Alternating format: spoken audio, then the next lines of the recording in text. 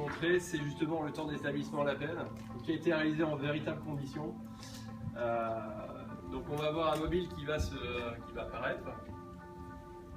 Donc vous avez ici un mobile qui est sans VoLTE, avec le circuit switch Schwalbe comme on vous l'a dit, et avec VoLTE. L'appel a été lancé, l'appel a été reçu, et on mesure 2 secondes 88. Et là on a une procédure de circuit switch Schwalbe qui est un peu plus longue, qui va durer à peu près une dizaine de secondes.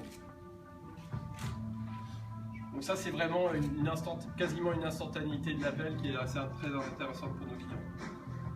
Un son plus riche, donc vous allez voir que quand on passe un appel, en fait on va avoir un petit logo HD qui va s'appliquer. Voilà. Et donc l'appel va être reçu, là encore instantanément, pas comme on l'avait démontré. Et là vous entendez l'échantillonnage. Pour repasser.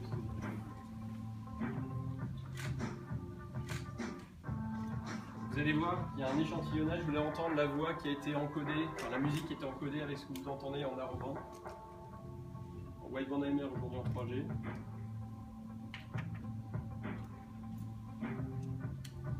Et en qualité VoLTE.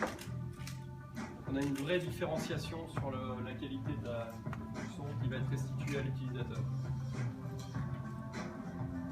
Alors les débits 4G, ce qu'on a voulu vous montrer, c'est qu'on ne trichait pas, c'était également l'objet de la démo, c'est que le mobile est bien en 4G, et pour le montrer, rien de mieux que de faire un speed test, pour démontrer qu'on a des débits qui aujourd'hui sont les débits que peuvent expérimenter nos clients sur la 4G, en cours d'appel, puisqu'on a l'appel qui est ici, et sans détériorer la qualité de la voix. Ça c'est extrêmement important. C'est pas parce que vous êtes en train de faire un speed test à 100 mégabits par seconde qu'on détériore la qualité de la voix. La qualité reste exactement identique à ce que vous pouvez avoir aujourd'hui.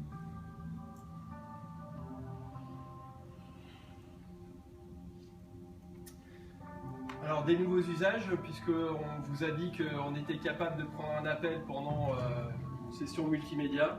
Donc là, on a un téléphone qui est en train de regarder, un utilisateur qui est en train de regarder la télé, qui reçoit un appel et qui va pouvoir jouer avec les bandes sonores, un peu comme vous avez dans la voiture la capacité, quand vous écoutez la radio, d'avoir le guidage GPS avec la voix du guidage GPS qui prend le pas. On a aujourd'hui les mêmes disponibilités, les mêmes possibilités sur ce type de mobile, avec le réglage soit de la bande sonore de la personne qui vous appelle, soit plutôt de la bande sonore de l'émission de télé, en l'occurrence ici, que vous êtes en train de regarder. Avec une superposition des deux informations. Donc là c'est un service de visio sur la voix. Donc là vous allez voir qu'on peut cliquer sur un petit bouton pour passer en fait de la voix à la visio. Et ce, quasiment instantanément, c'est pareil.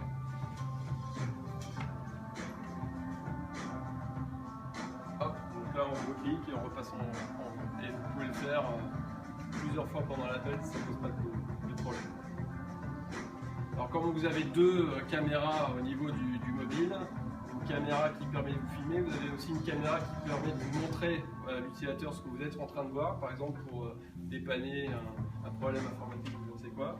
Donc là on a un mobile qui appelle un autre mobile, et donc ce mobile-là est en train de montrer à son interlocuteur ce qu'il voit. En l'occurrence c'est le cockpit qui est derrière.